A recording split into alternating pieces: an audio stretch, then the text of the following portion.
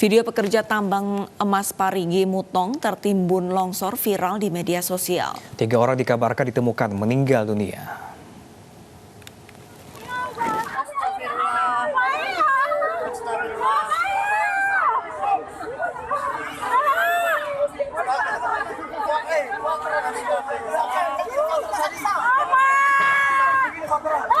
Beginilah kondisi saat pekerja tambang emas di Desa Buranga, Kecamatan Ampibabo, Kabupaten Parigi Mutong tertimbun material. Dengan peralatan seadanya, warga sekitar berusaha untuk menyelamatkan para penambang yang tertimbun longsor. Dalam peristiwa ini dikabarkan 3 orang ditemukan meninggal dunia.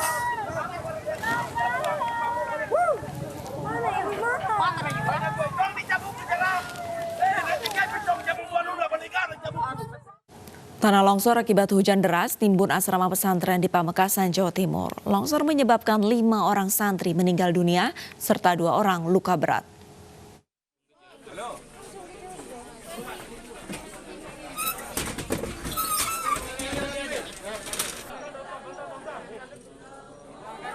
Lima santriwati pondok pesantren di Desa Bindang, Kecamatan Pasean, Kabupaten Pamekasan, Jawa Timur tewas tertimbun longsor.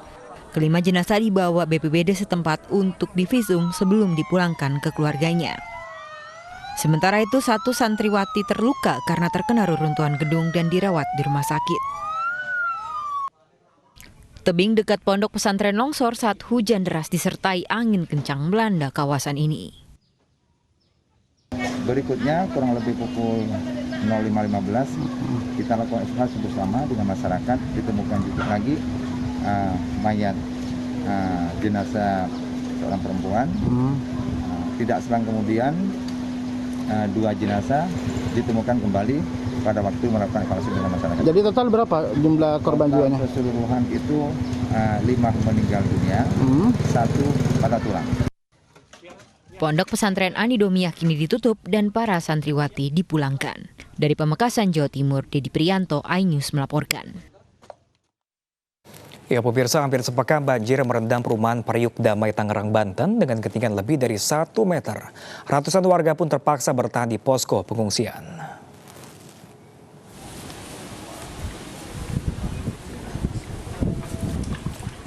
Hampir sepekan banjir masih merendam ratusan rumah warga di perumahan Periuk Damai, Tangerang, Banten.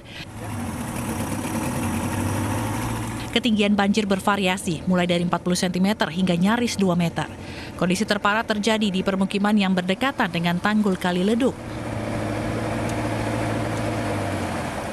Mesin pompa penyedot air terus dioptimalkan, terutama untuk rumah warga yang berada di dataran rendah. Di Periuk Damai ini di hari kelima ini ketinggian air masih menggenangi rumah warga antara 40 sampai 180 cm. Karena posisi struktur tanahnya tidak sama dari di depan sampai ke belakang. Dan tadi sudah kita lihat di belakang masih hampir 180 cm lebih kedalamannya. Sementara itu, warga terpaksa bertahan di pengungsian yang disediakan di Masjid Jami Al-Jihad. Warga mengaku belum berani masuk ke rumah lantaran banjir masih cukup tinggi.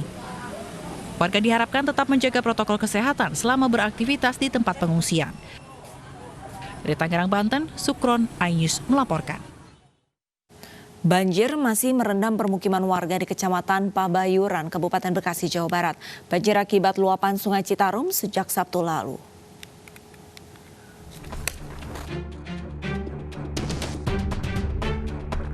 Banjir yang merendam Kecamatan Pabayuran, Kabupaten Bekasi, Jawa Barat perlahan mulai surut. Tim gabungan terus berupaya mengevakuasi warga serta memberikan bantuan logistik menggunakan perahu karet. Banjir ini terjadi akibat luapan tanggul Sungai Citarum pada Sabtu malam lalu. Sementara itu, tanggul darurat dibuat menggunakan karung dan tanah untuk menahan luapan Sungai Citarum.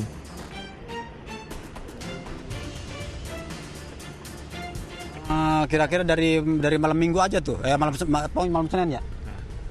Kan malam Minggu kejadian, baru dievakuasi. Malam Selasa saya tinggal di sini. Ini tenda didirikan sendiri atau gimana Pak? Boleh sendiri. Bikin Sendiri. Pak, itu. Kemarin sempat ke pengungsian nggak Pak ke yang diingin pemerintah?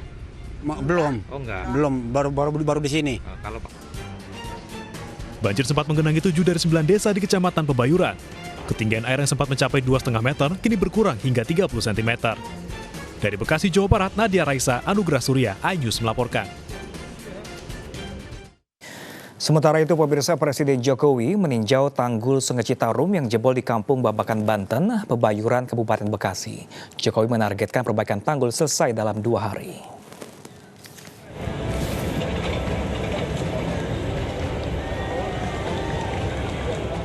Besarnya dampak dari jebolnya tanggul Sungai Citarum mendorong Presiden Joko Widodo meninjau proses perbaikan.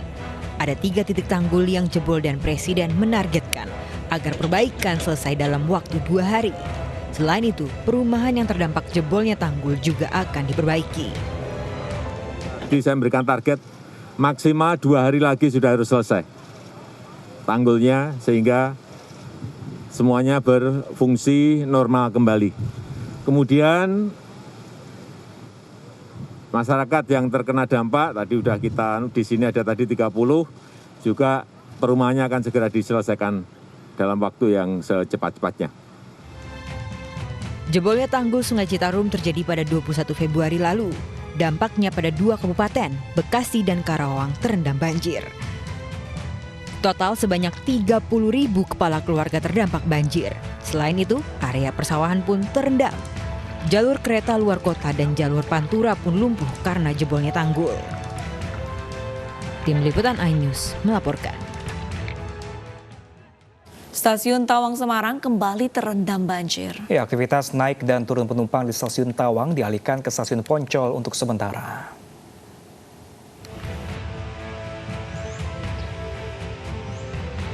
Hujan deras yang mengguyur kota Semarang selama 2 jam membuat stasiun Tawang kembali banjir. Akses masuk ke stasiun Tawang hingga di dalam stasiun banjir dengan ketinggian air mencapai 30 hingga 40 cm. Di bagian drop zone, lobi dan perkantoran stasiun ketinggian mencapai 50 cm, sementara di rel sudah mulai surut. Akibat banjir, 1 kereta dibatalkan perjalanannya, yakni kereta Kedung Sepur jurusan Semarang-Rombo. Sedangkan kereta jarak jauh seperti Argo Bromo Anggrek, Maharani, Joyoboyo tetap berjalan meski harus ditarik dengan kereta hidrolik. Namun untuk sementara, pelayanan naik turun penumpang dialihkan ke stasiun Poncol. Untuk pelayanan naik turun penumpang dialihkan ke stasiun Semarang Poncol.